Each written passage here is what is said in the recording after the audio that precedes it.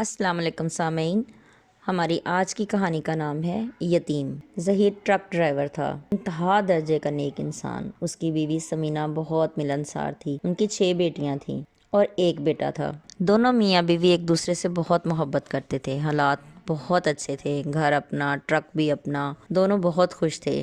اللہ نے 6 بیٹیوں کے بعد بیٹے سے نوازا تھا۔ دونوں کی خوشی کی انتہا نہ تھی۔ بچے کا نام علی تھا۔ علی بہت پیارا بچہ تھا۔ علی 6 ماہ کا ہو چکا تھا۔ ایک دن دونوں میاں بیوی بازار سے واپس آ رہے تھے۔ بچے سب گھر تھے۔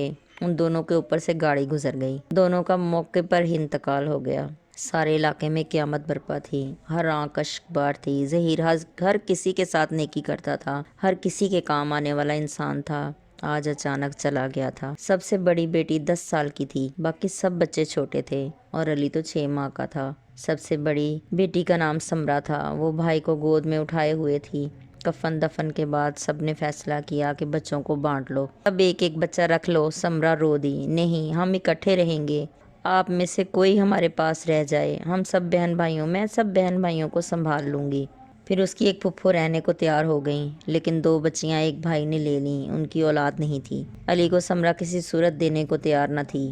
اس کا رو رو کر برا حال ہو چکا تھا۔ خود معصوم بچی تھی، اوپر سے چھوٹے بہن بھائی، کیا ہوگا؟ پھپھو نے کہا، اللہ بہتر کرے بیٹا۔ پھپھو نے پیار کیا تو اس کو دلاسا ہو گیا۔ پھپھو نے سب کا خیال رکھنا شروع کر دیا۔ پھپھو کے اپنے بھی بچے تھے، سب ایک ہی گھر میں پرورش پانے لگے۔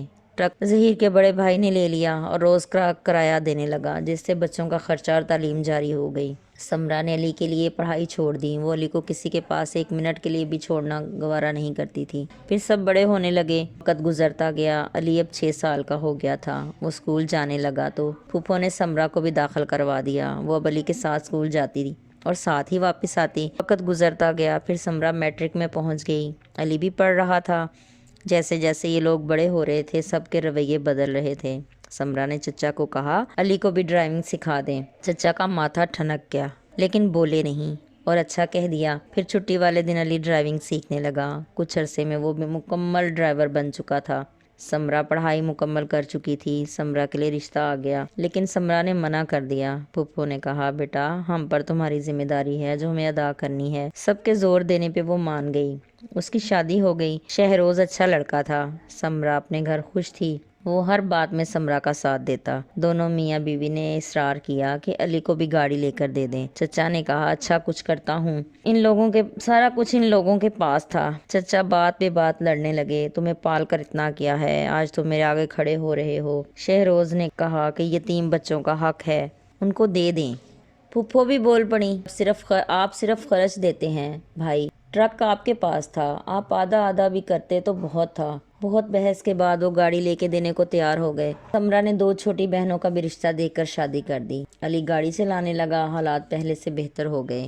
اب علی اور 3 بہنیں رہ گئے تھے۔ پھر ایک بہن کا رشتہ ماموں نے لے لیا۔ 2 چھوٹی بہنوں کو پھپھو اپنے بیٹوں سے رشتے کے لیے مان گئی۔ سب اپنے اپنے گھر خوش تھیں۔ سمرا نے بڑی بہن کے ساتھ ماں بھی بن کر دکھایا تھا۔ وہ علی سے بہت پیار کرتی تھی۔ اسے علی کی تکلیف برداشت نہیں ہوتی تھی۔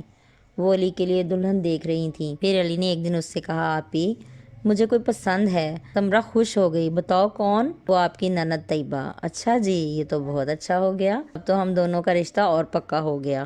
اس نے شہروز کو بتایا۔ شہروز بھی مان گیا۔ اس نے اپنی والدہ سے بات کی تو وہ بھی مان گئی۔ علی انہیں بہت پسند تھا۔ پھر بڑی دھوم دھام سے علی کی شادی ہو گئی۔ سب خوش تھے اور ماں باپ کو یاد کر کے رو بھی رہے تھے۔ اللہ ہمیشہ ساتھ ہوتا ہے بھلے لوگوں کے، کوئی ہو یا نہ ہو۔ ملتے ہیں اگلی کہانی کے ساتھ۔ جیتے رہیے، خوش رہیے۔